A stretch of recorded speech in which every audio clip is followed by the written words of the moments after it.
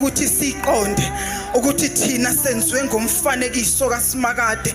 uNkulunkulu wadala umuntu wesilisa, wayesesethi mesemdalile wayesembeka phansi wamlalisa, wamnikeza ubuthongo besikhashana, wamdala waphelela, waba umuntu ophelele. Umuntu wesilisa uphelele bazalwane, umama engakafiki noma esefikile wayesemnikeza ubuthongo obesikhashana. Ilathina bomama esilahla khona ubese sikhuphula ivolume kanti uselelo kwesikhashana, bese siba onyampempe kanti abobaba baqaliswa ngokulala.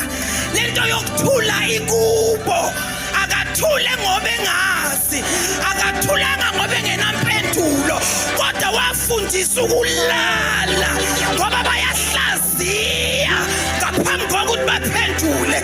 Bese thola intombazane ethi yona ibuye esikoleni yazi konke ireason kanti isikhathi sokulala somyeni. Zokhuza bavuka sikhulume ukuthi isikhathi sokulala sihloniphe. uJehova umdala weinsuku esezulwini wake wadala umuntu wesilisa, wamnikeza isikhathi sokuthula. Wena uvela lapho ukhuluma kangaka, ukhuluma iphuma, ukhuluma elishona. Hey, kube ngiyasenzela ngabe ngithi sha.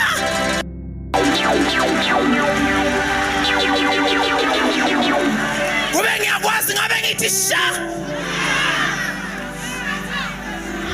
Abathuli ngoba bengahlakaniphanga, abathuli ngoba bengazi ukuthi bathini. Indalo yabo, inkambo yabo, angeke akhuphule ivolume njengawe. Yingakho kwesinye isikhathi sizibona ngathi si right noma singe right, because men do not argue. Ngizokusiza ke wena ohlala uwinile ngoba umtshela indaba zakhe ukuthi shut,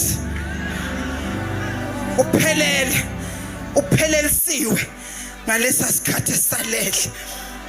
Phelele mayiseqedile uNkulunkulu wakhipha umbambo ethi ukhipha mina, engikhiphela a suitable, a fitting size, a complete picture. Mawuzosukuma ukhulume ngomyeni wakho ngendlela ahluleka ngayo, hayi kuhluleka wena.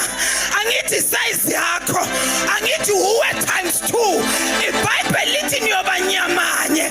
Ngakho mawuthi unje kanti wena unjani? Mawuke wena wakhishwa kuye, kusho ukuthi inyama yakhe neyakhe iyafana, amathambo akhe nawakhe ayafana. Usithatha phi isibindi sokugxeka wena?